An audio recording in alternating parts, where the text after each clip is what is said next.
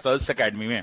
साथियों, पिछली कक्षा में हम जहां रुके थे वहीं से आज की कक्षा को आगे बढ़ाएंगे और हम गांधी युग की चर्चा कर रहे थे। आपने देखा था कि गांधी युग में हमने बहुत डिटेल में डिस्कशन किया था और इसी गांधी युग में हम किन चीजों की चर्चा कर रहे थे। तो हमने चंपारण को देखा बहुत अच्छे से, देखा। फिर हमने खेड़ा को आज देखा कि खेड़ा सत्याग्रह में किस प्रकार से क्या हुआ। फिर अंततः हमने अहमदाबाद मिल मजदूर आंदोलन को भी देखा। ठीक है, अब वैसी परिस्थिति के अंदर में जब हमने ये तीनों आंदोलन देख लिए तो फिर अब आगे बढ़ने की बारी है और आज की क्लास में हम अहमदाबाद से ठीक आगे बातचीत करेंगे, जहां पर हम शुरू करने वाले हैं असहयोग आंदोलन।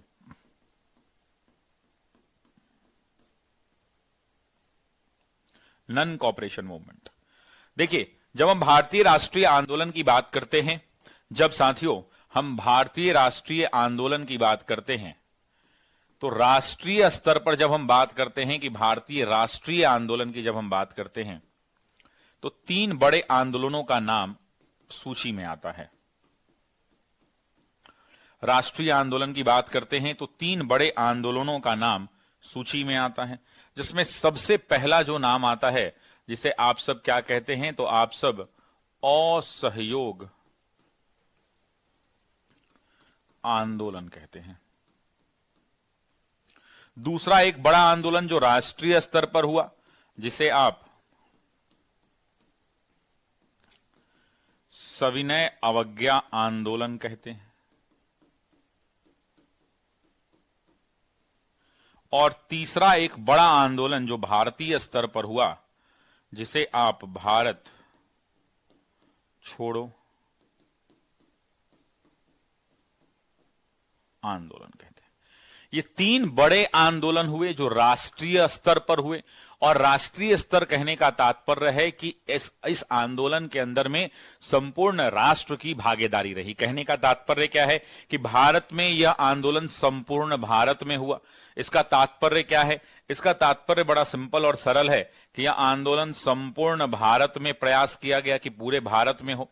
सबसे पहले तो बात यही थी कि संपूर्ण भारत में हो, लगभग सभी वर्गों का साथ मिला,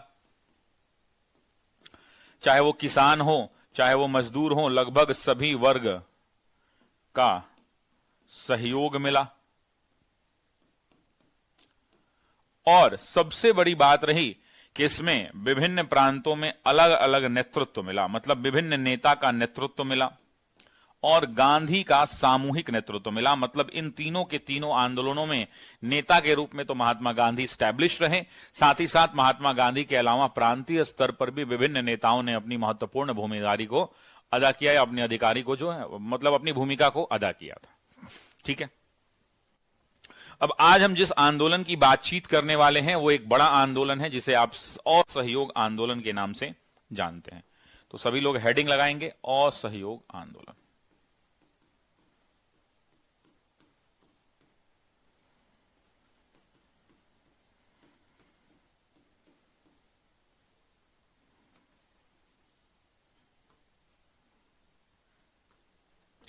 अच्छा, नाम से ही दिख रहा है कि असहयोग, मतलब तुम हमसे अगर सहयोग की उम्मीद करते हो तो हम तुम्हारा सहयोग नहीं करेंगे।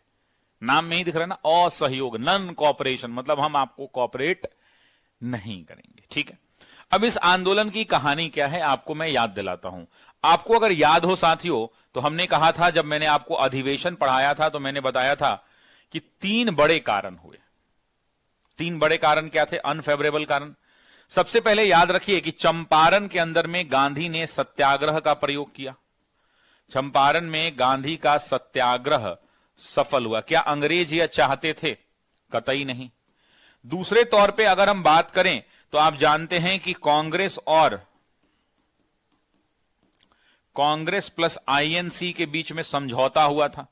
क्या अंग्रेज चाहते थे कि कांग्रेस और मुस्लिम लीग के बीच में समझौता हो? कांग्रेस और मुस्लिम लीग के बीच में समझौता हो नहीं चाहते थे। तीसरी बात आपको याद होगी तो नरम दल और गरम दल एक हो गए थे। नरम दल और गरम दल एक हो गए थे, इनके बीच में भी समझौता हुआ था, यह भी मैंने आपको पढ़ाया था। अब इन समझौता का परिणाम यह हुआ कि इनसे डरकर अंग्रेजों ने भारत में एक एक्ट लाया, एक कानून पारित किया जिसे आपने रॉलेट एक्ट कहा था, याद है? मैंने आपको पढ़ाया था रॉलेट एक्ट। रॉलेट एक्ट यहां तक आपको याद होगा, ठीक है। अब थोड़ी सी असहयोग आंदोलन की कहानी को अब ले चलते हैं शुरू से।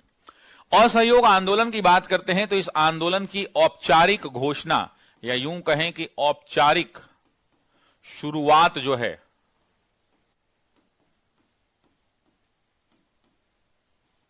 इसकी औपचारिक शुरुआत 1 अगस्त 1920 को हुई। 1 अगस्त 1920 को यानी 1 अगस्त 1920 को इसका औपचारिक शुरुआत किया गया। और यूं कहें तो यह महात्मा गांधी का, अगर दूसरी बड़ी बात कहें तो यह महात्मा गांधी का प्रथम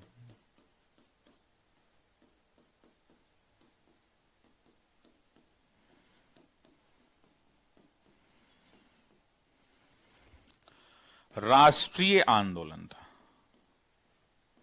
मतलब इसके पहले भी गांधी ने आंदोलन तो किया, चंपारण किया तो वो चंपारण तक सीमित था, खेड़ा किया तो वो खेड़ा गुजरात तक ही सीमित था, उसी खेड़ा तक।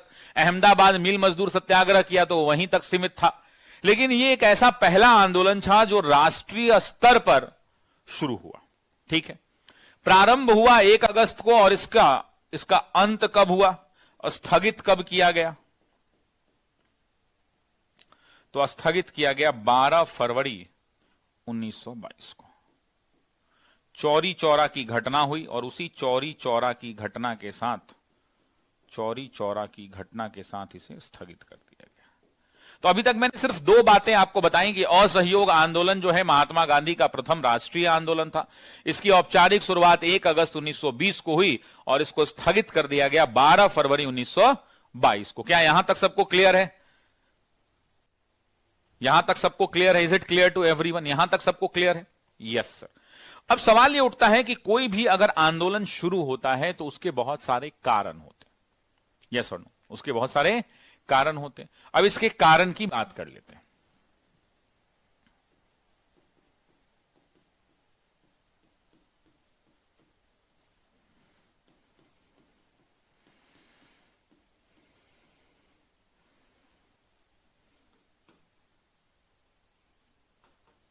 अब 2-3 चीज समझिए। सबसे पहले आपको याद होगा कि भारत के लोगों ने प्रथम विश्व युद्ध में इनका खुलकर समर्थन किया। प्रथम विश्व युद्ध में भारतीयों ने खूब समर्थन किया था। गांधी जी ने भी भर्ती कराई थी। क्यों भर्ती कराई थी? यह प्रथम विश्व युद्ध में इन्होंने इसलिए समर्थन किया क्योंकि अंग्रेजों ने यह वादा किया था, यह उम्मीद दिलाई थी कि जैसे ही फर्स्ट वर्ल्ड वार समाप्त होगा हम भारत को स्वशासन प्रदान करने की प्रक्रिया शुरू कर देंगे। इन्होंने प्रथम विश्व युद्ध में भारतीयों ने समर्थन दिया था। क्यों दिया था? कारण क्या था कि उन्होंने वादा किया था। और वादा क्या किया था साथियों? वादा किया था कि युद्ध समाप्ति के बाद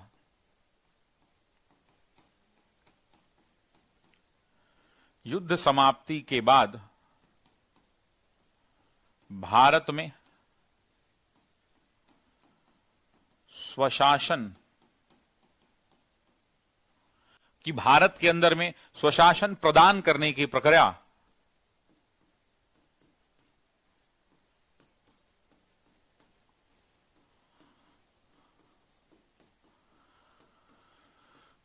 शुरू की जाएगी। भारतीयों को इन्होंने वादा किया था कि साहब तुम हमारा फर्स्ट वर्ल्ड वार में 1914 से 1918 तक समर्थन करो, जैसे ही युद्ध समाप्त होगा हम तुम्हें जो है क्या देंगे, तो स्वशासन प्रदान करने की प्रक्रिया जो शुरू कर देंगे, जो तुमने होम रूल में मांगा। लेकिन मिला क्या? वादा तो यह किया था, लेकिन सवाल यह उठता है कि मिला क्या?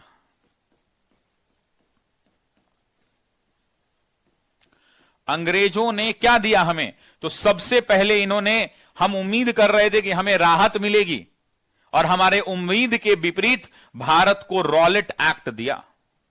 हमारे उम्मीद के विपरीत इन्होंने क्या दिया? हमें रॉलेट एक्ट दिया। एक तरफ हम उम्मीद कर रहे थे कि हमें रिलैक्स दिया जाएगा, हमें स्वशासन दिया जाएगा, लेकिन ये एक काला कानून लेकर के आ गए, जिस कानून के तहत जिसको जब मन किया उठा के जेल में डाल दिया।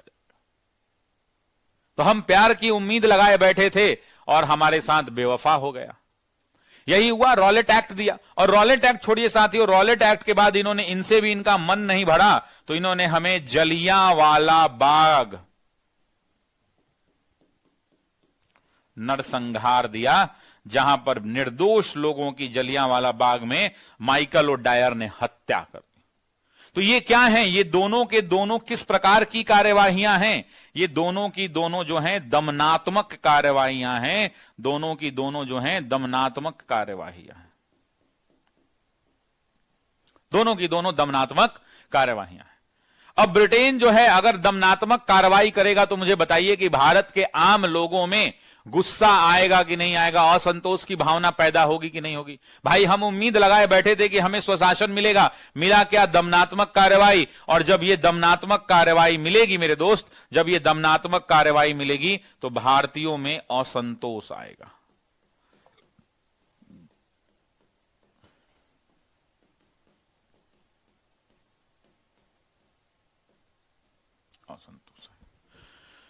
और ये पहला कारण बना जो लोगों को लगा कि नहीं यार अब अंग्रेजों को छोड़ना नहीं चाहिए, अब अंग्रेजों के साथ जो है दो दो हाथ का मुकाबला होना चाहिए। क्या ये बात समझ में आई? Is it clear to everyone? पहला कारण यही था जो असहयोग आंदोलन का था।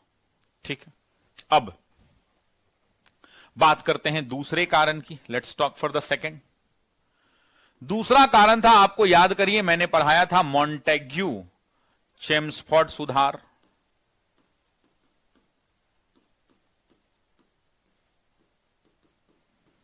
याद है ना, द्वैध शासन मैंने बताया था। अब भारतीयों पर जबरदस्ती मॉन्टेग्यू चेम्सफोर्ड सुधार दे दिया गया। अब इस सुधार के अंदर में क्या हुआ? इस सुधार में ये उम्मीद कर रहे थे कि हमें कुछ बेहतर मिलेगा, लेकिन इन्होंने क्या किया? तो इन्होंने प्रांतों में द्वैध शासन प्रणाली लागू कर दी।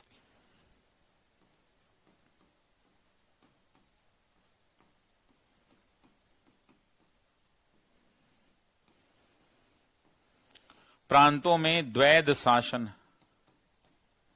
प्रणाली। मतलब कहने का द्वैध शासन क्या, कि मतलब कहने का कि प्रांतों के अंदर में दो भागों में विषयों को विभाजित कर दिया गया। कहा गया कि भाई अब प्रांत जो है, प्रांतों में द्वैध शासन होगा। और द्वैध शासन जब प्रांतों में दिया गया तो इन्हें कहा गया कि दो तरह के विषय होंगे, और इसमें जो निर्वाचित वाला मामला था, वैसा विषय जो निर्वाचित सरकार को चुनने की बात। आप जानते हैं द्वैध शासन का मतलब क्या? जैसे आज लोकसभा और राज्यसभा है, एक केंद्र की सरकार है, एक राज्य की सरकार है। अब मुझे बताइए कि अगर प्रांतों के अंदर में निर्वाचित सरकार दे दिया गया और एक तरफ चुनी हुई सरकार, नॉमिनेटेड सरकार दे दिया गया, अब इस निर्वाचित सरकार की शक्तियों को कम कर दिया गया।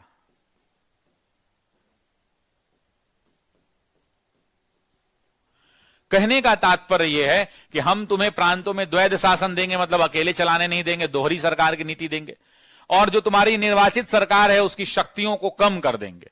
अब जब तुम भारत में निर्वाचित सरकार बनाओगे, मान लीजिए कि आज आप विधानसभा में नीतीश जी को चुन के भेज रहे हैं और नीतीश जी के पास पावर ही नहीं हो कुछ काम करने का, कुछ हो तो भैया केंद्र से बात कीजिए। मान लीजिए कि आपने प्रांत में द्वैध शासन प्रणाली दे दिया और कुछ भी हो तो केंद्र से बात कीजिए। जैसे आज नीतीश कुमार हैं, नीतीश कुमार को आपने सरकार में चुन के भेज दिया और इनको झुंझुन्ना थमा दिया, और कुछ भी पर फैसला लेना है, पुल बनाना है, पुलिया बनाना है, कुछ भी नया भर्ती लाना है, कुछ करना है, तो आपने मजबूत केंद्र को कर दिया। तो ये क्या हो गया? मूर्ख तो बना दिया ना आपने। अब जब भारत में निर्वाचित सरकार की शक्ति को कम किया गया तो इससे भी जो भारतीय नेता थे, भारतीय जो नेता थे वो नेता निराश और असंतुष्ट हो गए। वो नेता क्या हो गए? वो निराश हो गए और साथ ही साथ असंतुष्ट हो गए।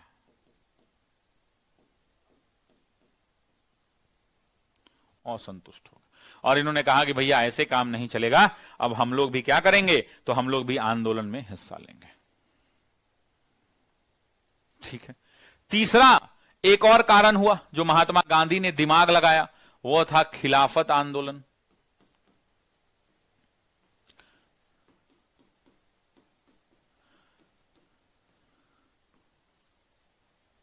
समझिए क्या मामला था।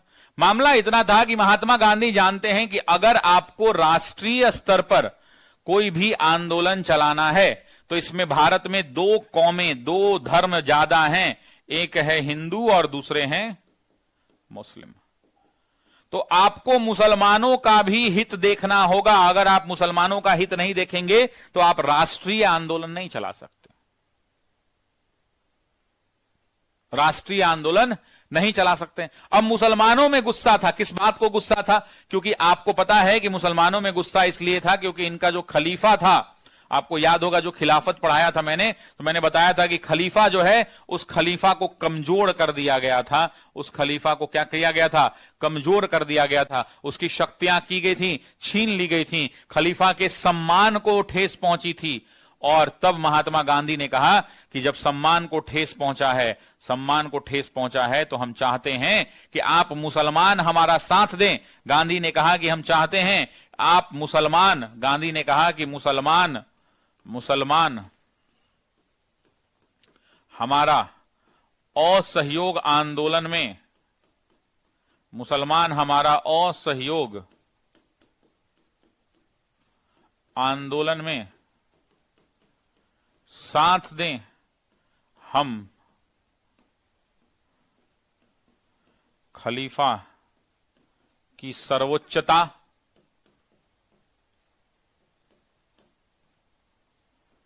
एवं सम्मान को पुनर्स्थापित करेंगे। मतलब गांधी ने कहा कि तुम चिंता मत करो, तुम्हारे खलीफा के साथ गलत हुआ है, तुर्की के साथ प्रथम विश्व युद्ध में गलत किया गया है, ऑटोमन साम्राज्य के साथ गलत हुआ है। इन्होंने वादा किया था कि हम ऑटोमन साम्राज्य को नहीं छुएंगे, लेकिन इन्होंने ऑटोमन साम्राज्य के साथ जो है गलत कर दिया है, हम उसका बदला लेंगे। तुम हमारा राष्ट्रीय आंदोलन में यानी असहयोग आंदोलन में साथ दो, तुम्हारे इस गुस्सा का, तुम्हारे साथ हुए इस गलत का हम क्या करेंगे? हिसाब किताब करेंगे। इतनी बात इन्होंने कही। यह हो गया तीसरा कारण। एक बच्चा लिख रहा है सर इतना डिटेल में काहे जा रहे हैं? चुपचाप पढ़, डिटेल में जा रहे हैं बोका। तो का लूसेंट लिख दें, लूसेंट लिखने के लिए हमको बुलाए हो। चौथा, आप जानते हैं कि फर्स्ट वर्ल्ड वॉर आया, प्रथम विश्व युद्ध हुआ। अब प्रथम विश्व युद्ध जब होगा तो मुझे बताइए क्या होता है विश्व युद्ध में भाई? कोई भी देश में अगर युद्ध होता है तो वहां के संसाधन, मान लीजिए आज भारत का युद्ध चाइना से हो जाए तो सबसे पहले क्या होगा भाई? सरकार को गोला बारूद बम खरीदने के लिए पैसे चाहिए, चाहिए कि नहीं चाहिए? चाहिए। तो जब जब विश्व युद्ध जो है चलता है तो विश्व युद्ध चलने के दौरान क्या जाता है? लोगों से कर की वसूली होती है,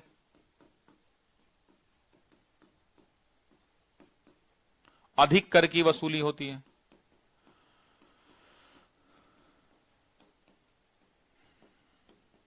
सरकार पैसा कहां से लाएगी? इसको बम बारूद बंदूक खरीदना है एक। लेकिन चलो ठीक है, लोगों ने पैसा दिया, लेकिन युद्ध के बाद की स्थिति क्या है? युद्ध के बाद की स्थिति क्या है? तो बाद में जब भी कोई युद्ध समाप्त होता है तो ये क्या लेकर के आता है? महंगाई लेकर के आता है, महंगाई लेकर के आता है। उसके अलावा जब महंगाई बढ़ती है तो एक और चीज ये लेकर के आता है, वो लेकर के आता है बेरोजगारी। और आपको पता है कि जब बेरोजगारी बढ़ती है साथियों तो ये लेकर के आती है गरीबी। अब आप बेरोजगार हो जाएंगे, आपके पास पैसा नहीं है, तो आप कहां चले जाएंगे? गरीबी रेखा के नीचे चले जाएंगे। अब जब गरीबी रेखा के नीचे जाएंगे तो सबसे ज्यादा महंगाई और बेरोजगारी किसके ऊपर हमला करेगी? गरीब वर्ग के ऊपर। जो गरीब वर्ग है, जो मजदूर हैं, जो दास्तकार हैं,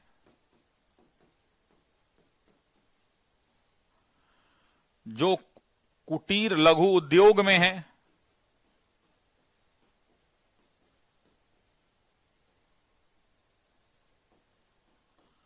इन्हीं लोगों पर ज्यादा इंपैक्ट करेगा। और इस प्रकार से इन लोगों ने भी देखा कि भैया ऐसे काम नहीं चलेगा, ऐसे काम नहीं चलेगा, अब आंदोलन हमें शुरू करना होगा। क्या यहां तक सबको क्लियर है? Is it clear to everyone in the class?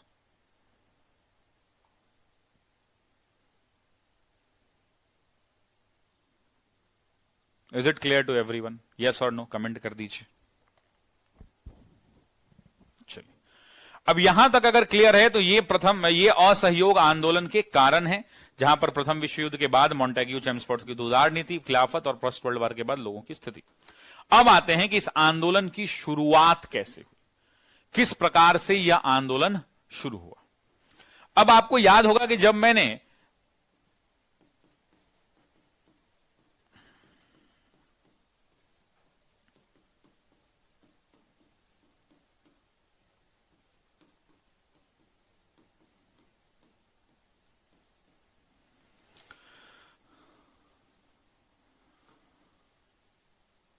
आपको याद होगा साथियों, याद क्या होगा कि जब मैंने आपको जलियांवाला बाग नरसंहार पढ़ाया था तो मैंने कहा था कि जलियांवाला बाग नरसंहार के बाद हंटर कमीशन की जांच हुई थी। उसके बाद कांग्रेस ने अपनी कमेटी बनाई थी जिसका नाम था तहकीकात समिति। याद है ना, तहकीकात समिति।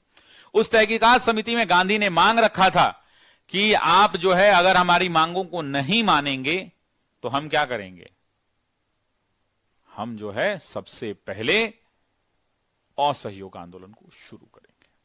और यही हुआ भी। सुनिएगा मामला क्या हुआ। आंदोलन की शुरुआत कैसे हुई। आंदोलन की शुरुआत के लिए सबसे पहले खिलाफत कमेटी की बैठक हुई। ठीक है, 1920 में मार्च वो महीना हुआ करता था और 1920 में खिलाफत समिति की बैठक हुई दिल्ली के अंदर में, जहां पर गांधी थे।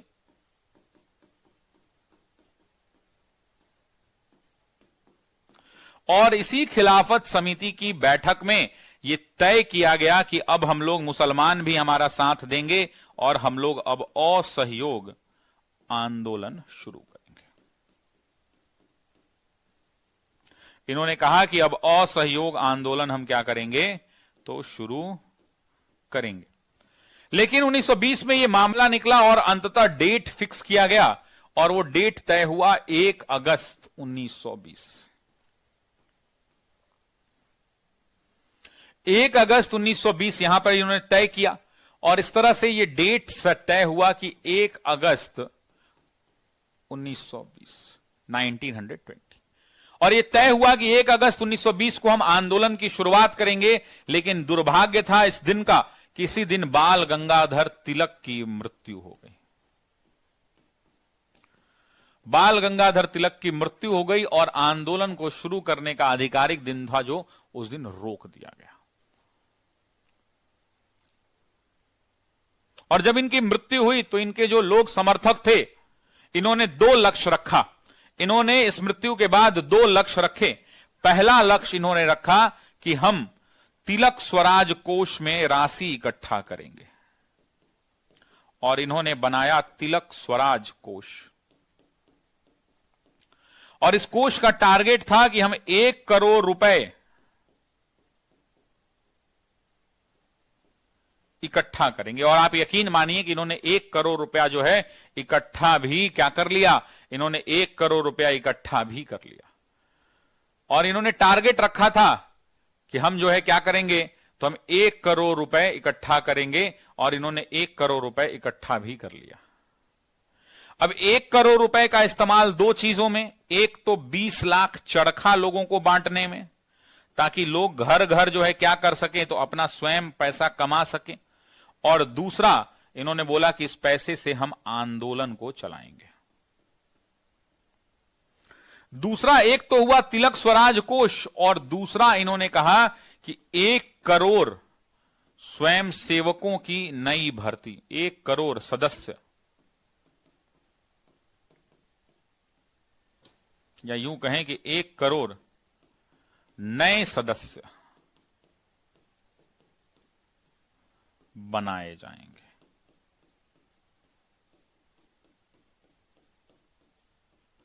मतलब इन्होंने दो चीजें रखी। एक कहा कि असहयोग आंदोलन की शुरुआत हम कर रहे हैं, 1920 है, खिलाफत समिति की बैठक है, असहयोग आंदोलन हम शुरू करेंगे। उसी दिन तिलक की मृत्यु हो जाती है। तिलक की मृत्यु के बाद यहां पर तिलक स्वराज कोष बनाया जाता है। कहा जाता है कि हम 1 करोड़ रुपए इकट्ठा करेंगे जिसमें से 20 लाख चरखा खरीदेंगे और आंदोलन को इस पैसे से चलाएंगे। और दूसरा एक और लक्ष्य होता है कि हम 1 करोड़ नए स्वयंसेवक की भर्ती करेंगे। 1 करोड़ नए लोगों को हम इस आंदोलन में जोड़ेंगे।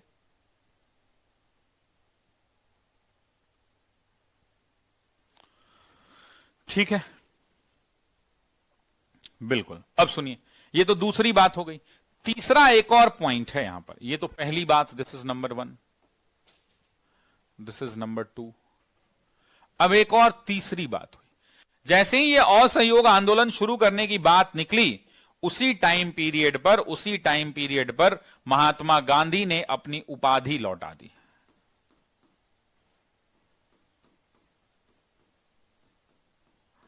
महात्मा गांधी ने कैसरे हिंद की उपाधि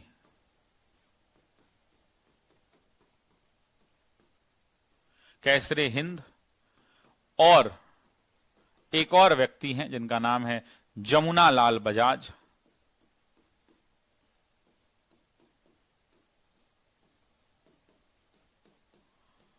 और जमुना लाल बजाज ने राय बहादुर की उपाधि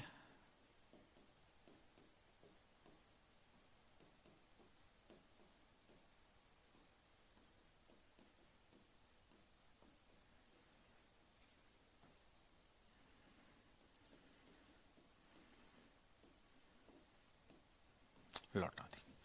महात्मा गांधी ने कैसरे हिंद की उपाधि को वापस कर दिया, जबकि जमुना लाल बजाज ने बोला कि हम राय बहादुर की उपाधि को जो है क्या करते हैं, राय बहादुर की उपाधि को हम वापस करते हैं।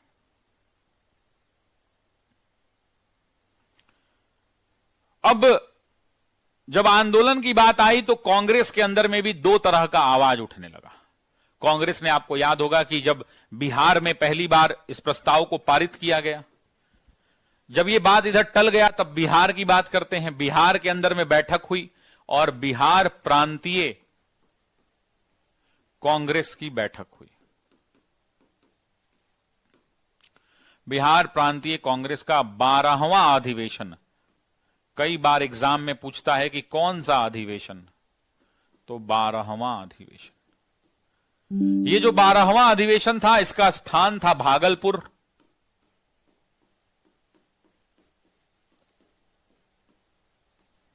और अध्यक्ष का भी नाम परीक्षा में पूछता है, तो अध्यक्ष थे डॉक्टर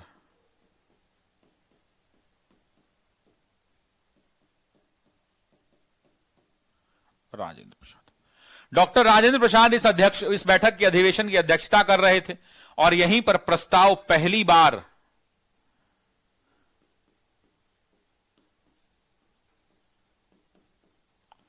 असहयोग आंदोलन शुरू करने का प्रस्ताव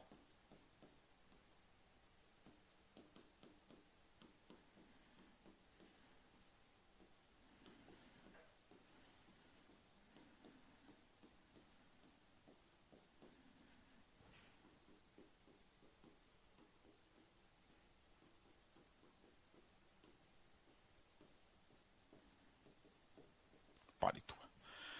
और भारत में राष्ट्र केंद्रीय स्तर पर शुरू होने से पहले बिहार ने ही क्या किया भैया, तो बिहार ने ही असहयोग आंदोलन का प्रस्ताव जो है पारित कर दिया। अब आनन फानन में जैसे ही बिहार में यह पारित हुआ, आनन फानन में बैठक बुलाई गई।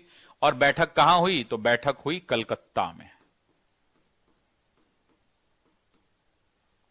और कलकत्ता में क्या बुलाया गया, तो कलकत्ता में सितंबर महीने के अंदर में विशेष अधिवेशन बुलाया गया। और ये सितंबर में बुलाया गया, सितंबर 1920 में। इस अधिवेशन की अध्यक्षता की अगर बात करेंगे तो कई बार एग्जाम में पूछता है, इसकी अध्यक्षता की लाला लाजपत राय ने।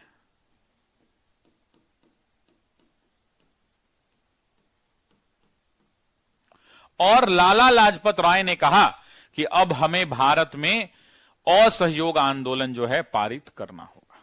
यहां पर एक सवाल बड़ा महत्वपूर्ण है कि यहां पर पूछता है कि असहयोग का प्रस्ताव किसने पेश किया, तो असहयोग का प्रस्ताव महात्मा गांधी ने पेश किया।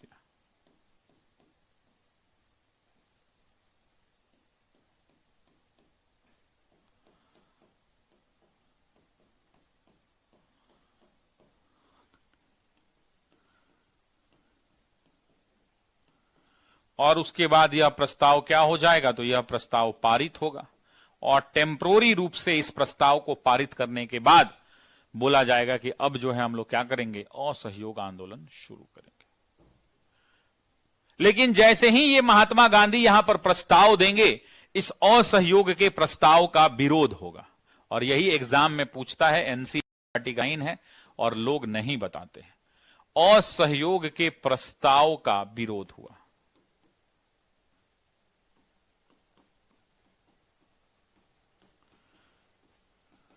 असहयोग के प्रस्ताव का विरोध हुआ। और जानते हैं विरोध किसने किया? विरोध में उस समय के सबसे बड़े नेता में से एक नेता Annie Besant, Bipin Chandra Paul, Madan Mohan Malviya, इन सब लोगों ने विरोध किया। इनका नाम पता होना चाहिए। तो सबसे पहला नाम था एनी बेसेंट का। इस एनी बेसेंट ने सबसे पहले प्रखरता के साथ विरोध किया। फिर अगर आप बात करेंगे तो बिपिन चंद्र पॉल ने विरोध किया।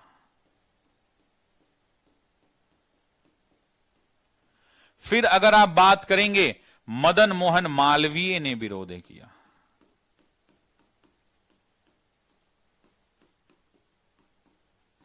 और मदन मोहन मालवीय, सॉरी, चंद्रावरकर का नाम सुना होगा, सुरेंद्र नाथ बैनर्जी का नाम सुना होगा, शंकरन नायर का नाम सुना होगा। शंकरन नायर ने विरोध किया।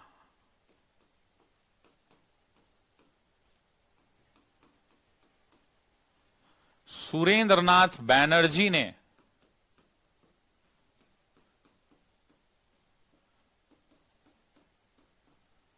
विरोध किया। सीआर दास, जिसे आप चितरंजन दास कहते हैं, यही वाला एग्जाम में पूछता है कि चितरंजन दास ने विरोध किया था कि नहीं किया था। किया था। और बाद में यही आदमी प्रस्ताव पेश करेगा कि नहीं नहीं, असहयोग होना चाहिए। ठीक है। मुस्लिम नेता के अंदर में एक नेता थे जिनका नाम था मोहम्मद अली जिन्ना। ये नाम भी याद रखिएगा।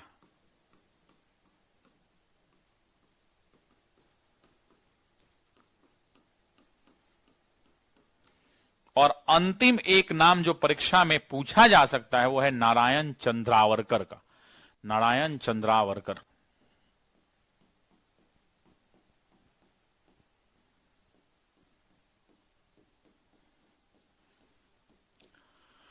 और इतने सारे लोगों ने असहयोग के प्रस्ताव का विरोध किया। अब सवाल ये उठता है कि सर काहे विरोध किया? लाला लाजपत राय भी कुछ देर के बाद विरोध में आ जाएंगे। बहुत सारे लोग विरोध करेंगे।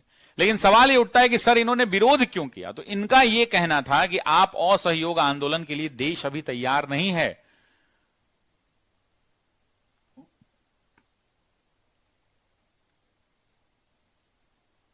और आप लोग हड़बड़ाहट में सब कुछ कर रहे हैं, इतना हड़बड़ में गड़बड़ हो जाएगा।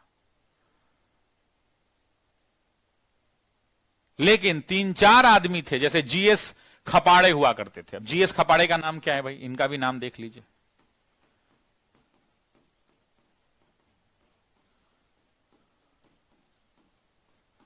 अब इसमें से बहुत सारे लोगों ने क्या किया कि कांग्रेस से रिजाइन कर दिया। कांग्रेस से रिजाइन कर दिया। उसमें 4 लोग सबसे ज्यादा, एनी बेसेंट, मोहम्मद अली जिन्ना। इन्होंने क्या किया? मोहम्मद अली जिन्ना ने इन्होंने रिजाइन कर दिया, रिजाइंड। उसके अलावा एनी बेसेंट, इन्होंने भी रिजाइन कर दिया, बोला कि हम नहीं रहेंगे कांग्रेस में। सी ऑल्सो रिजाइंड। जीएस खापड़, इन्होंने भी कहा कि हम भी रिजाइन करते हैं, इन्होंने भी रिजाइन कर दिया। बिपिन चंद्र पॉल, इन्होंने भी कहा कि हम भी नहीं रहेंगे कांग्रेस में। सी ऑल्सो रिजाइंड। और भी बहुत सारे लोगों ने विरोध में रिजाइन कर दिया कि ये तो गलत हो रहा है, नहीं होगा, हम संतुष्ट नहीं हैं।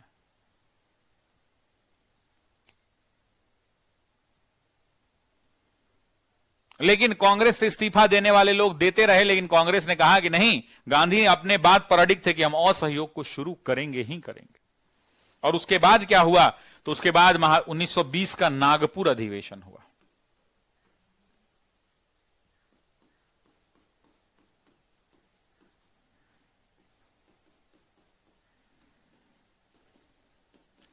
और इस नागपुर अधिवेशन के अध्यक्ष कौन थे?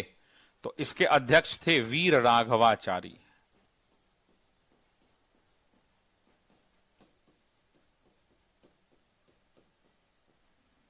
वीर राघवाचारी। और इस अधिवेशन में अंततः आप जान के हैरान रह जाएंगे कि चितरंजन दास जो विरोध कर रहे थे, जब उनको गांधी जी ने समझाया तो चितरंजन दास ने असहयोग, यही एग्जाम में पूछता है, ये एनसीईआरटी का लाइन है, चितरंजन दास ने असहयोग का प्रस्ताव पेश किया। सोचिए कि जो आदमी विरोध कर रहा था वो अगले ही 2 महीना के बाद प्रस्ताव पेश कर रहा है कि नहीं बहुत बढ़िया प्रस्ताव है, लीजिए। और चितरंजन दास ने असहयोग का प्रस्ताव क्या किया, पेश किया। और तब जाकर यहां पर असहयोग आंदोलन का प्रस्ताव जो है पेश किया गया और इसे पारित किया गया।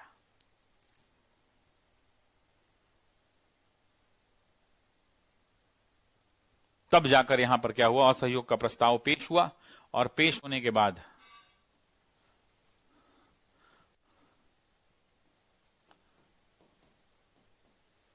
प्रस्ताव पारित हुआ। और जब असहयोग का प्रस्ताव पारित हुआ तो यहीं पर महात्मा गांधी ने एक नारा दिया, यहीं पर महात्मा गांधी ने एक नारा दिया और यही एग्जाम में पूछता है। यहीं पर महात्मा गांधी ने एक नारा दिया और महात्मा गांधी ने कहा कि 1 वर्ष के भीतर स्वराज।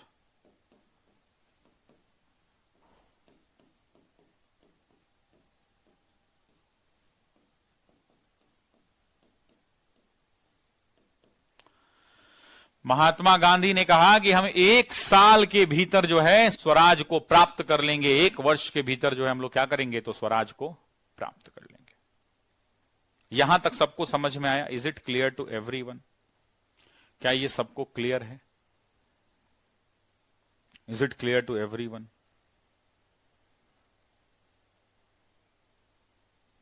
यस सर, क्लियर है। किसी को कोई समस्या है यहां तक तो पूछ सकते हैं, नहीं तो फिर यहां से हम लोग और आगे बढ़ेंगे। मोनिका कह रही है सर बहुत अच्छा लग रहा है, एकदम क्लास में ही याद हो जा रहा है। Thank you Monika, thank you so much. और इसी के लिए आप पैसा भी दी हैं हमको पढ़ाने के लिए, है ना। आइए, अब यहां तक अगर आपको समझ में आई तो अब गांधी ने कह दिया कि अब 1 साल के भीतर स्वराज। तो भाई अगर आंदोलन आप करिएगा तो आंदोलन का कुछ नियम होगा ना कि हम लोग आंदोलन में इसका विरोध करेंगे, उसका विरोध करेंगे, ये करेंगे, वो करेंगे, ऐसा कुछ तो होगा। तो यस था। असहयोग आंदोलन में गांधी ने पैरेलल चीजें करी थी, ठीक है। तो सबसे पहले हेडिंग लगाएंगे असहयोग आंदोलन के कार्यक्रम।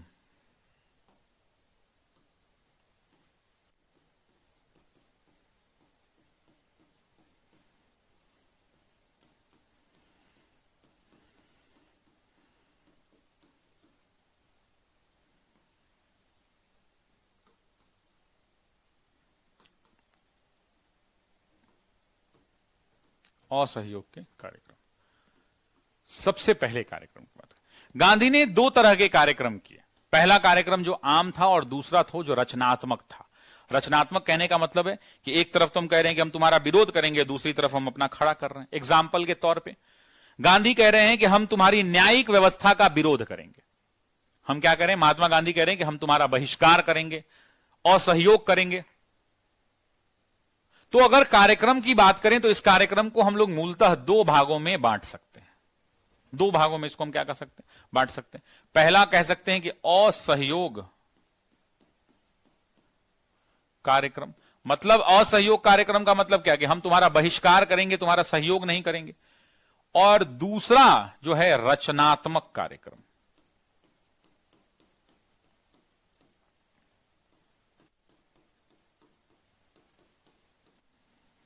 रचनात्मक कार्यक्रम का मतलब क्या कि कुछ अच्छा करेंगे। यहां पे हम कहेंगे कि हम तुम्हारे ब्रिटिश न्यायालय पद्धति का विरोध करेंगे, तो यहां पर हम कहेंगे कि भैया जब हम ब्रिटेन की न्यायिक व्यवस्था का विरोध करेंगे तो हम अपना पंचायती राज अदालत को मजबूत करेंगे। तो पंचायती राज मजबूत हो रहा है तो मतलब क्या, कुछ रचनात्मक काम हो रहा है। एक तरफ हम कह रहे हैं कि हम विरोध करेंगे तुम्हारा, तो एक तरफ कह रहे हैं कि हम तुम्हारे अंग्रेजों के न्यायालय का, अंग्रेजों के कोर्ट का, अंग्रेजों के जज का हम विरोध करेंगे। तो दूसरी तरफ कह रहे हैं कि अब हम जो है यहां पर क्या करेंगे, तो पंचायती राज अदालतों का गठन करेंगे। समझ में आ रही है बात? तो एक तरफ हम क्या कह रहे हैं, एक तरफ हम असहयोग में विरोध करने की बात कर रहे हैं, तो दूसरी तरफ हम रचनात्मक कार्यक्रम की बात कर रहे हैं। अब एक एक करके आइए देख लेते हैं। सबसे पहले हेडिंग लगाते हैं असहयोग संबंधी कार्यक्रम।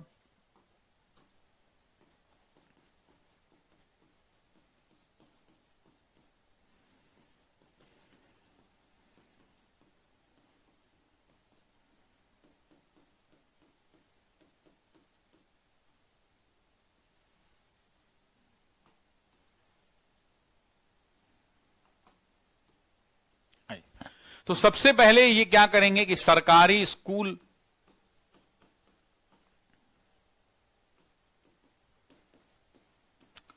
कॉलेज एवं शैक्षणिक संस्थानों का विरोध।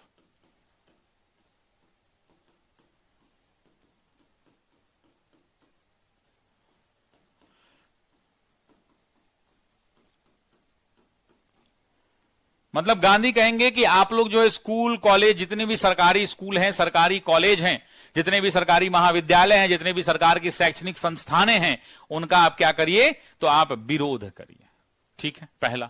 दूसरा, लोगों से कहेंगे कि जो लोग सरकारी नौकरी में हैं वो सरकारी नौकरी से त्याग पत्र दे दें, रिजाइन कर दें।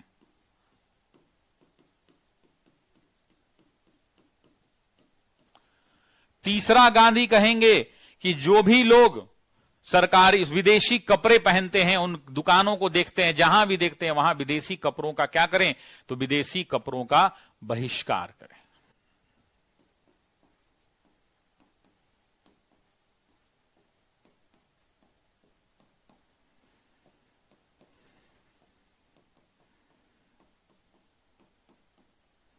चौथा, गांधी कहेंगे कि अगर आप विदेशी कपड़ों का तो बहिष्कार करें ही करें, साथ ही साथ क्या करें, तो ब्रिटेन की जो न्यायिक व्यवस्था है उसका भी विरोध करें।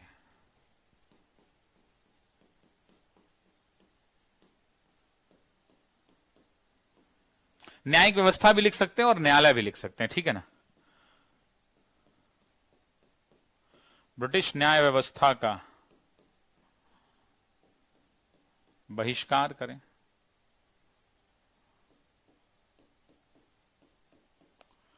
चौथा के बाद पांचवां, गांधी कहेंगे कि उपाधियों का त्याग करें। जिनको भी जो उपाधि अंग्रेजों ने दिया है, कैसे गांधी ने खुद कैसरे हिंद की उपाधि को वापस कर दिया, बहुत सारे प्रशस्ति पत्र भी दिए जाते हैं, उनका भी त्याग कीजिए। उपाधि एवं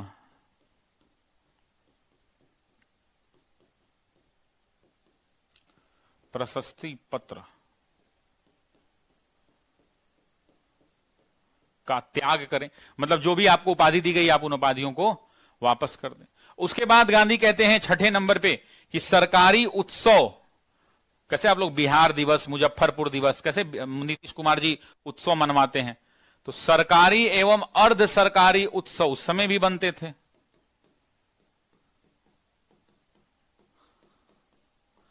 सरकारी एवं अर्ध सरकारी उत्सव का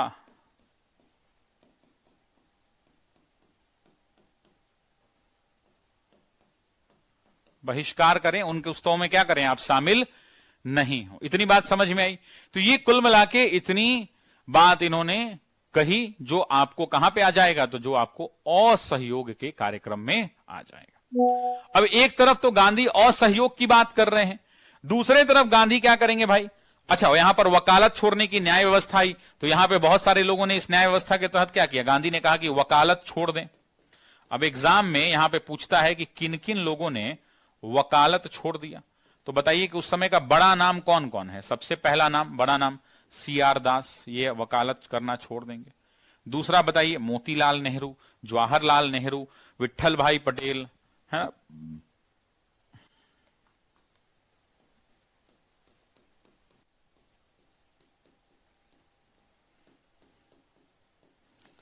मोतीलाल नेहरू,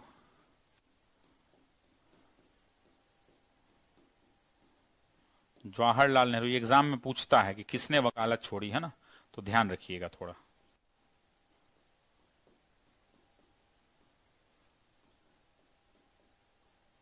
विट्ठल भाई पटेल। तो इस प्रकार से गांधी ने कहा कि असहयोग के ये कार्यक्रम हैं, इन कार्यक्रमों का पालन करें। अब दूसरा असहयोग के अलावा कौन सा है, तो दूसरा रचनात्मक कार्यक्रम है। पहला तो असहयोग कार्यक्रम हमने देख लिया, अब दूसरा कुछ अच्छा होगा भाई। अब अच्छा क्या होगा देखिए, आइए।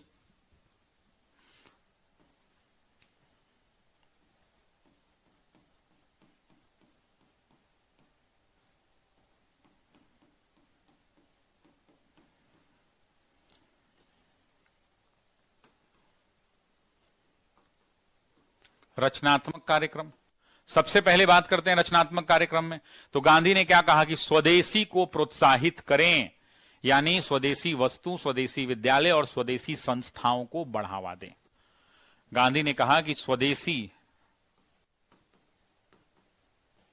विद्यालय, स्कूल कॉलेज जो हिंदी में, बांग्ला में, इन भाषाओं में पढ़ाते हैं, स्वदेशी विद्यालय वस्तुओं एवं संस्थानों को बढ़ावा दें।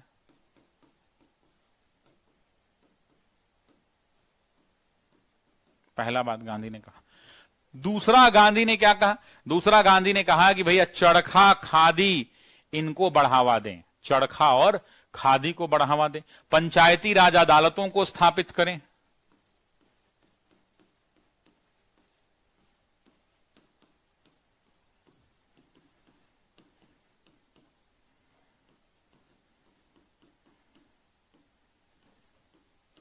और गांधी ने कहा कि अंग्रेजों की न्यायिक व्यवस्था से अपने आप को क्या कर लें?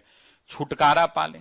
उसके बाद उन्होंने, गांधी ने कहा कि सामाजिक कुरीतियां जैसे छुआछूत, उसके अलावा शराब, मादक पदार्थों का सेवन,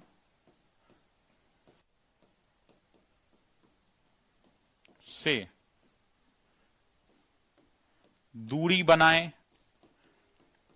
मतलब कोई भी आदमी छुआछूत को ना माने, कोई भी आदमी मादक पदार्थ, शराब, दारू, सिगरेट, ये सब ना पिए, ठीक है ना।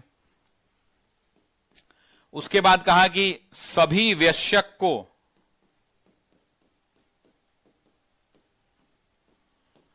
कांग्रेस से जोड़ें, क्योंकि 1 करोड़ सदस्य बनाने थे। ज्यादा से ज्यादा लोगों को क्या करें? कांग्रेस से जोड़ें। जितना ज्यादा लोग कांग्रेस से जुड़ेंगे उतना ज्यादा फायदा होगा, ठीक है। उसके बाद इन्होंने बोला, गांधी ने क्या बोला? तो लोगों को कहा कि भाई जितने भी लोग ज्यादा से ज्यादा जुड़ेंगे उतना ज्यादा अच्छा होगा, ठीक है। अब ये सब कुछ चल ही रहा था, सब कुछ चल रहा था। लोग जो है, बहुत सारे मुस्लिम नेता भी यहां खुलकर आए, जो आंदोलन के अंदर में काफी एक्टिव रहे। और असहयोग आंदोलन जो है सबसे ज्यादा कहां चला? तो पश्चिम भारत में, उत्तर भारत में और बंगाल में, है ना। तो सबसे ज्यादा प्रभावी कहां रहा? असहयोग जो है सबसे ज्यादा प्रभावी कहां रहा?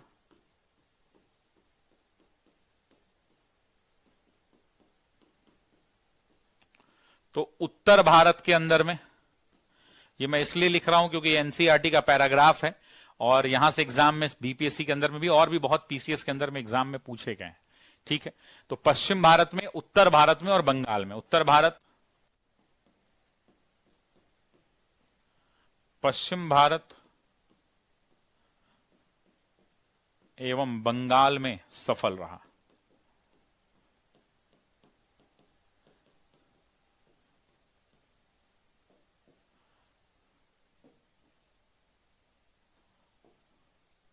लेकिन यहां पर 2-3 चीजें और नोट करने लायक है। जैसे पंजाब का इलाका, जब आप एनसीईआरटी को पढ़ेंगे तो आपको पता है कि पंजाब और बंगाल में शैक्षणिक बहिष्कार को समर्थन मिला। ये मैं इसलिए लिख रहा हूं क्योंकि एग्जाम के अंदर में आया है, ठीक है, ध्यान रखिएगा। दूसरा पॉइंट जो है महत्वपूर्ण है कि पंजाब एवं बंगाल में, या बंगाल एवं पंजाब में शैक्षणिक बहिष्कार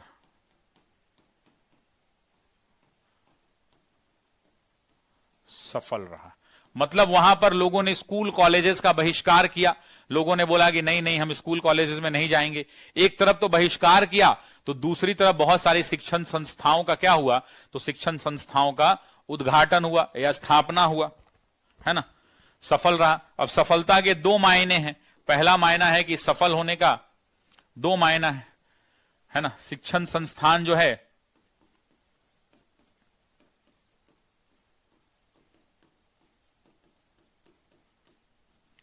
की स्थापना हुई। बहुत सारे शिक्षण संस्थानों की क्या हुई? स्थापना हुई। और अगर आपको याद है तो मैं आपको याद दिला दूं, विद्यापीठ याद है ना। हमने बात किया था कि 6 विद्यापीठ स्थापित हुए थे। काशी विद्यापीठ, बिहार विद्यापीठ, गुजरात विद्यापीठ, महाराष्ट्र विद्यापीठ, अलीगढ़ मुस्लिम विश्वविद्यालय और कलकत्ता में नेशनल कॉलेज, है ना। तो ये 6 चीजें यहीं पर स्थापित हुई थी। सबसे पहला कौन सा, तो बिहार विद्यापीठ। इसी में नंबर 2 में नीचे लिख देता हूं महाराष्ट्र विद्यापीठ। इसी में तीसरा काशी विद्यापीठ, ये सब गांधी के आह्वान पे हुआ। चौथा गुजरात विद्यापीठ। पांचवा अलीगढ़ मुस्लिम विश्वविद्यालय।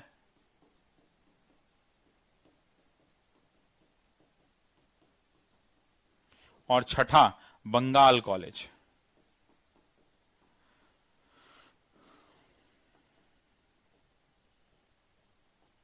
और इसी बंगाल कॉलेज के प्रिंसिपल बने थे सुभाष चंद्र बोस। यही एग्जाम में पूछता है कि प्रिंसिपल कौन बने, तो सुभाष चंद्र बोस बने। सुभाष चंद्र बोस इसी के प्रिंसिपल बने थे। क्या ये क्लियर है सब लोगों को? Is it clear to everyone? Is it clear to everyone? एक बार यस नो करके बता दीजिए।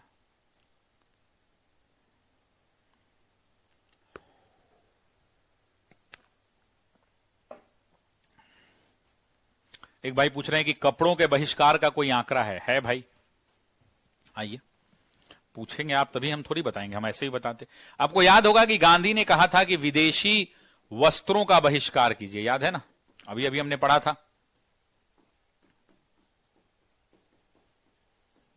विदेशी वस्त्रों का बहिष्कार करें। अब विदेशी वस्त्रों के बहिष्कार का आंकड़ा आपके पैर के जमीन को खिसका देगा। आप समझिए कि 1920-21 में 1920-21 में ये जो आयात था वो 102 करोड़ रुपए का, 102 करोड़ का आयात था। मतलब उस समय जब 5 रुपए 7 रुपए में गंजी पैंट मिलता होगा, टी शर्ट मिलता होगा 4 रुपए 5 रुपए 10 रुपए में, तो उस समय 102 करोड़ रुपया का कपड़ा आता था ब्रिटेन से। सोच लीजिए। जब गांधी ने यह बहिष्कार किया तो भैया अगले साल गांधी ने क्या कहा कि मत मंगाओ, इनका बहिष्कार करो। तो 21-22 के अंदर में यह आंकड़ा 102 करोड़ से गिरकर 57 करोड़ पर आ गया। सोचिए कि 102 करोड़ रुपए का कपड़ा हम मंगाते थे लंदन से, ब्रिटेन से, गांधी के सिर्फ एक आवाज लगाने पर यह घटकर लगभग 57 करोड़ आ गया। तो क्या यह सफलता नहीं है तो क्या है? सफलता नहीं है तो क्या है? मोतीलाल नेहरू हो, केसी जयकर हो, सी राजगोपालाचारी हो, डॉक्टर राजेंद्र प्रसाद हो, जवाहरलाल नेहरू हो, विट्ठल भाई पटेल हो, CR दास हो, वल्लभ भाई पटेल हो, अरुणा आसिफ अली हो, इन सब लोगों ने वकालत छोड़ दी और आंदोलन में कूद पड़े। 1 करोड़ रुपया कलेक्ट करना था एक साल में, 6 महीने के अंदर में 1 करोड़ रुपया इकट्ठा कर लिया गया था। यह भी एक बड़ी बात।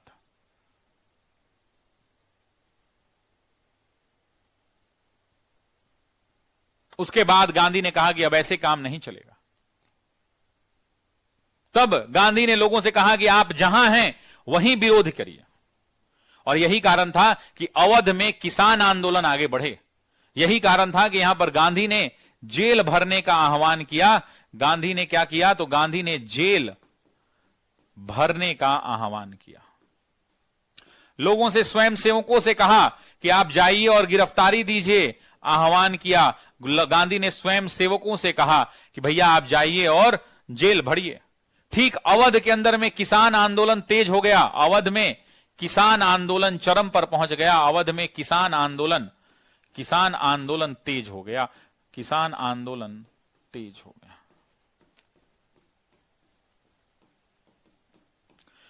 उसके अलावा आप आइए असम के अंदर में। असम में चाय बागान है, आप जानते हैं। असम की चाय पत्ती आपके घर से भी कोई जाता होगा तो लेके आता होगा। असम में, असम के चाय बागान के मजदूरों ने हड़ताल कर दी। असम के चाय बागान के मजदूर भी इसमें शामिल हुए और असम के चाय बागान के मजदूरों ने हड़ताल कर दिया।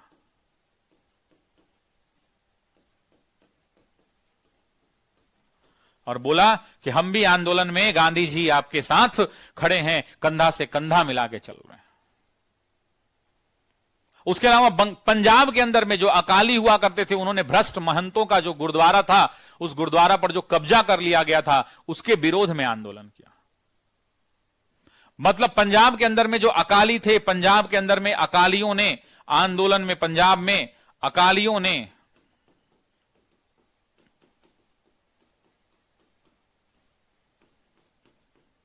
भ्रष्ट गुरुद्वारा महंतों के खिलाफ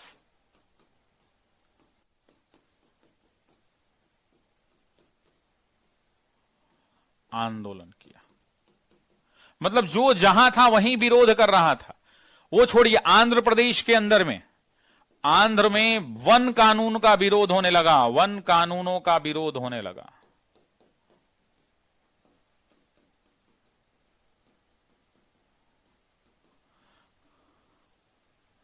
जगह जगह पर पूरे भारत के अंदर में अलग अलग जगहों पर आंदोलन होने लगे।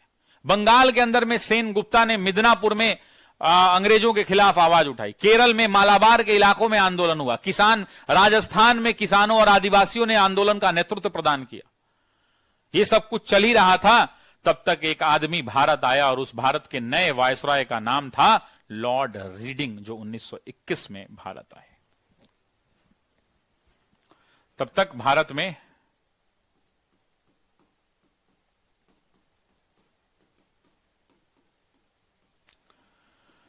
नए वायसराय आए, और नए वायसराय का क्या नाम था? इनका नाम था लॉर्ड रीडिंग।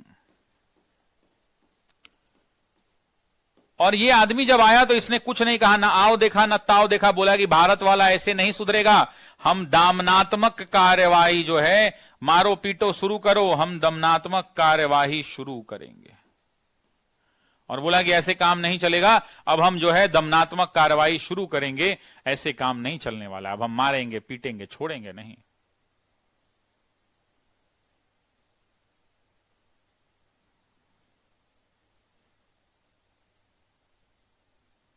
जैसे ही दमनात्मक कार्रवाई शुरू हुई, लोगों को गिरफ्तार किया जाने लगा। और सबसे, यहीं पे एग्जाम में पूछता है कि सबसे पहले कौन गिरफ्तार हुए, तो यहां पर जब दमनात्मक कार्रवाइयां शुरू हुई तो गिरफ्तार हुई, और सबसे पहले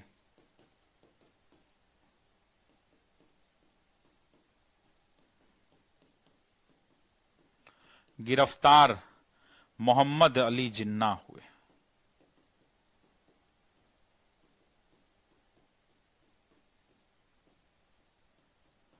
उसके अलावा बहुत सारे कांग्रेस के अन्य नेता गिरफ्तार हुए। कांग्रेस के अन्य नेता गिरफ्तार हुए, सब लोग ठीक ठाक रहा। राजगोपालाचारी गिरफ्तार हुए, डॉक्टर राजेंद्र प्रसाद गिरफ्तार हुए, चितरंजन दास गिरफ्तार हुए, बहुत सारे लोग गिरफ्तार हुए। जैसे मोतीलाल गिरफ्तार हुए, चितरंजन दास गिरफ्तार हुए, वल्लभ भाई पटेल गिरफ्तार हुए। उसके अलावा नेता के अंदर में आप देखेंगे तो उसके अलावा मोतीलाल नेहरू गिरफ्तार हुए, राजेंद्र प्रसाद गिरफ्तार हुए,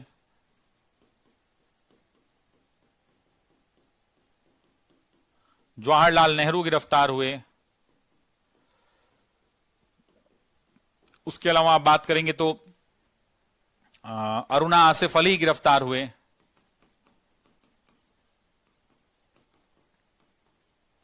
ये सभी के सभी लोग गिरफ्तार हुए। अब जब इतने सारे लोग गिरफ्तार हुए, लेकिन गांधी अभी गिरफ्तार नहीं हुए, ध्यान रखिएगा। तब गांधी ने आनन फानन में क्या किया? महात्मा गांधी ने बैठक बुलाई अहमदाबाद में। 1 फरवरी 1922 को अहमदाबाद में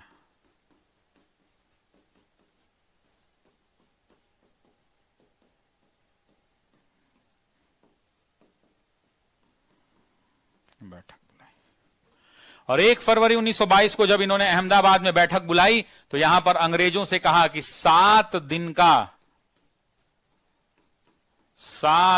का समय देते हैं।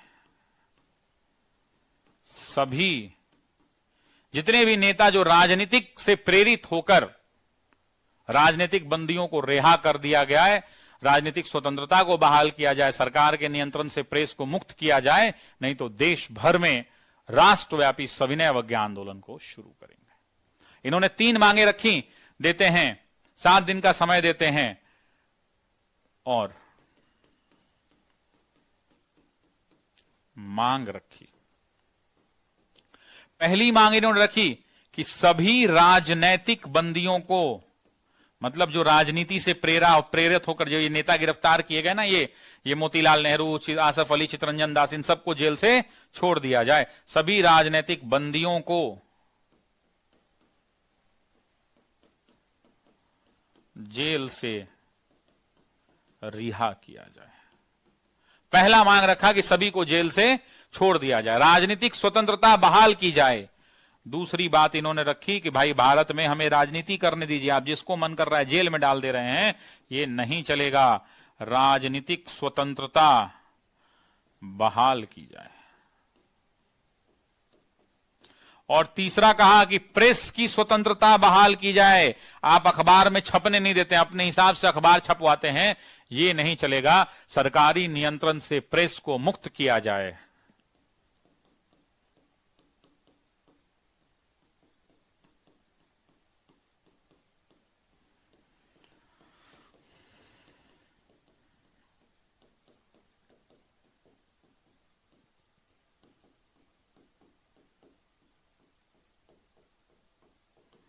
ये तीन मांग रखी। अगर हम हमारी मांग को नहीं मानेंगे, अगर हमारी मांग नहीं मानेंगे तो हम सविनय अवज्ञा आंदोलन को शुरू करेंगे। इन्होंने कहा कि अगर आप हमारी मांग नहीं मानेंगे तो हम सविनय अवज्ञा आंदोलन को शुरू करेंगे। और ये मांग रखा 1 फरवरी को, और 7 फरवरी का डेट था। गांधी ने ये मांग रखी साथियों 1 फरवरी 1922 को। गांधी ने अल्टीमेटम दिया 7 दिन का और कहा कि 7 फरवरी 1922 तक हमारी मांगे मान ली जाए। लेकिन उसी बीच एक घटना घट गई 5 फरवरी को, 5 फरवरी 1922 को, और वो घटना का नाम था चौरी चौरा कांड।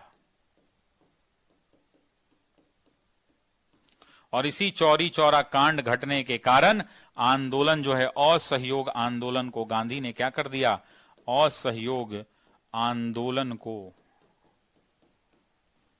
12 फरवरी 1922 को स्थगित कर दिया।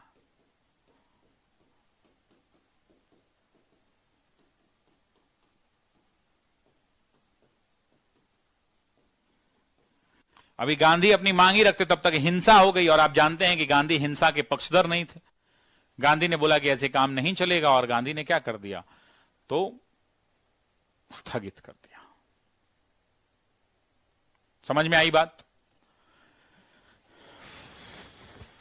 असहयोग आंदोलन पर कहानी जो है क्या हो गया, समाप्त हो गया।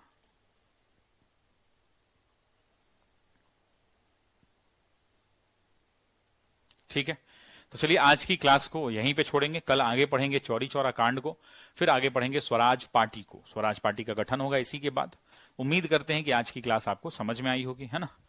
एक भाई पूछ रहे हैं कि सर चौड़ी चौरा पढ़ा दीजिए। टाइम ओवर हो गया मेरे दोस्त।